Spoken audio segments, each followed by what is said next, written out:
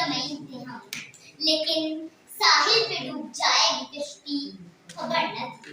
जनाबे सर, मेरे मोहतरम हाज़रीन सामीन, अस्सलाम वालेकुम। मुझे आज आपके सामने जिस मौजूए सुखन पर लफ्ज़शाई करने का मौका मिला है, इसका उन्वान है मेरी वतन की नई सुबह के नकीब पुत्र।